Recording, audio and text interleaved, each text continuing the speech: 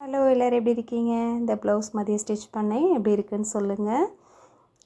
இன்றைக்கி night dinner தான் பண்ணுறது உங்களோட ஷேர் பண்ணிக்கலான் இருக்கேன். இன்றைக்கி டின்னர் வந்துட்டு குழிப்பணியாரம் தான் செய்யலான்னு இருக்கிறேன். டெய்லி நம்ம என்ன டின்னர்லாம் பண்ணுறோங்கிறது உங்களோட ஷேர் பண்ணுறேன், ஓகேங்களா? எப்பவும் போல் எண்ணெய் விட்டு கடுகு, உளுத்தம்பருப்பு, நான் வந்து கடலைப்பருப்பு வந்து கொஞ்சம் நிறைய சேர்த்துப்பேன். அது வந்து நல்லா க்ரன்ச்சியாக இருக்குன்றதுனால வந்துட்டு. அப்புறம் கருவேப்பிலை, பச்சை மிளகாய், ஆனியன், பெரிய வெங்காயமே நல்லா கட் பண்ணி சேர்த்துக்கிறேன். இதோடு வந்து நம்ம கேரட் இருந்துச்சுன்னா துருவி சேர்த்துக்கலாம். கேரட் இருந்துச்சுன்னா இன்னும் நல்லா டேஸ்டியாக இருக்கும். அந்த கலரு வந்து கொஞ்சம் நல்லா எல்லோயிஷாக சூப்பராக இருக்கும். நான் இன்றைக்கி கேரட் சேர்க்கலை, வெறும் வெங்காயம் மாத்திரம் தான் சேர்த்துருக்குறேன். வெங்காயம் மாத்திரம் போட்டு வதக்கிட்டு அந்த வெங்காயத்துக்கு தேவையான உப்பு மாத்திரம் இப்போ சேர்த்துக்கிறேன். மாவில் உப்பு சேர்த்து அரைச்சதுனால வெங்காயத்துக்கு மட்டும் தேவையான அளவுக்கு நான் உப்பு சேர்த்திக்கிறேன். சேர்த்து சும்மா அரை வதக்குனா போதும், ரொம்ப வதக்க வேண்டிய இது கிடையாது. அரை வதக்கி நம்ம மாவோடு சேர்த்திக்கலாம்.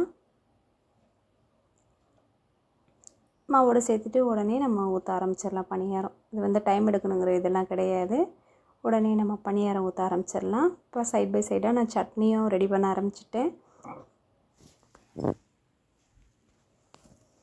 இன்றைக்கி வந்துட்டு பணியாரத்துக்கு வந்து சாம்பார், காலையில் வச்சு சாம்பார் இருந்துச்சு, அதனால் சாம்பாரும் தேங்காய் சட்னி மட்டும் ரெடி பண்ணியிருக்கிறேன்.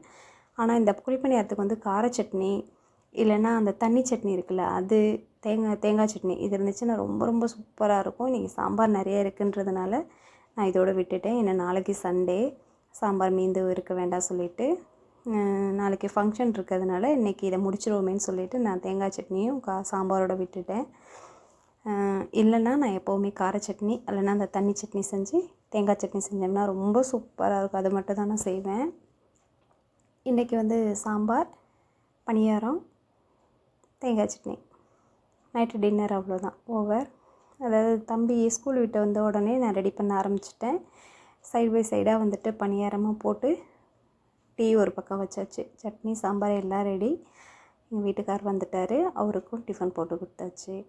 சாப்பிட்டு டின்னரையும் முடிச்சிட்டோம். இதே மாதிரி நீங்களும் செஞ்சு பாருங்கள்.